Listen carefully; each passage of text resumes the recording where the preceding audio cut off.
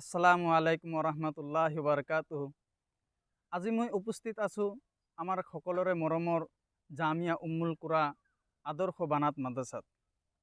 যি মাদ্ৰাছাখন আজিৰ পৰা প্ৰায় 4 মাহ পূৰ্বে আমি এক মহৎ উদ্দেশ্য লৈ নেক নিয়ত লৈ আমি আৰম্ভ কৰিছিলোঁ। যে আমাৰ ইছলামৰ যিটো মেইন উদ্দেশ্য, আল্লাহ নবী সাল্লাল্লাহু তাআলা আলাইহি ওয়াসাল্লাম কৈছে যে তালাবুল ইলমি ফৰিজাতুন আলা কুল্লি মুছলিম।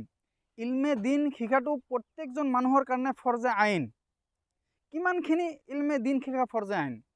ইমানখিনি ইলমে দিন শিকা ফৰজে আইন যিমানখিনি ইলমে দিনৰ দ্বাৰা আমি হালাল হাৰামখিনি বাছি খাব পাৰিম, আমি ব্যবসা বাণিজ্যখিনি সহি কৰিব পাৰিম, আমি নামাজখিনি শুদ্ধকৈ পঢ়িব পাৰিম, হালাল হাৰামখিনি বুজি পাম। চ' আমি এই ইমানখিনি বস্তুটো আমি কেনেকৈ বুজি পাম? আমি বুজি পাবলৈ হ'লে আমাৰ মাজত দিনী জ্ঞান থাকিব লাগিব, দিনৰ শিক্ষা আমাৰ মাজত থাকিব লাগিব। আৰু এই দিনৰ শিক্ষাটো আমি কেনেকৈ পাম? আমি মানুহে শিক্ষা অৰ্জন কৰে তিনিটা মাধ্যমত। প্ৰথম যেটো মাধ্যম হৈছে, সেই মাধ্যমটো হৈছে মানুহে নিজৰ মা এবং নিজৰ পিতৃৰ পৰা শিক্ষা অৰ্জন কৰে। চ' আমি সৰ্বপ্ৰথম যেটো শিক্ষা পাই আছোঁ আমাৰ মাৰ পৰা পাই আছোঁ, যাৰ কাৰণে আমাৰ মা বইনীসকলক যদি আমি এই দিনী শিক্ষাটো মজবুত কৰি দিব পাৰোঁ, তেনেহ'লে আমাৰ দিনী শিক্ষাটো মজবুত হৈ উঠিব। আমাৰ ভিটি যদি মজবুত হৈ উঠে, তেনেহ'লে আমাৰ ঘৰখনো মজবুত হ'ব। এই মহৎ উদ্দেশ্য লৈ আমি আৰম্ভ কৰিছিলোঁ।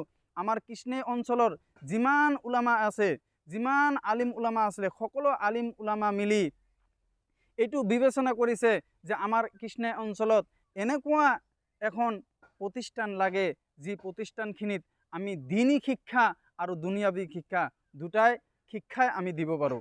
এই মহৎ উদ্দেশ্য লৈ আমি আজিৰ পৰা প্ৰায় 4 মাহ পূৰ্বে আমি এক অনুষ্ঠান আৰম্ভ কৰিছিলোঁ। মাশাআল্লাহ, আপোনালোকৰ দুৱাৰ বদলতত আল্লাহ পাকৰ অশেষ মেহৰবানীত আমি আজি এই 4 মাহৰ ভিতৰত আপোনালোকৰ দিয়া দান বৰঙণি আৰু আল্লাহ পাকেৰ অশেষ মেহৰবানীত আমি ইমানখিনি কাম কৰিবলৈ সক্ষম হৈছোঁ। কামখিনি মই আপোনালোকক দেখুৱাই দিছোঁ। এইটো আমাৰ ক্লাছৰুম আৰু ইয়াতে নতুনকৈ হোষ্টেল ৰুম হৈ আছে। ইয়াতে 3টা ৰুম হৈ আছে। ইনশাআল্লাহ আগন্তুক ঈদৰ আগতে আমি কামখিনি সম্পূৰ্ণ কৰিম বুলি আশা কৰিছোঁ। আপোনালোকেও দোৱা কৰিব।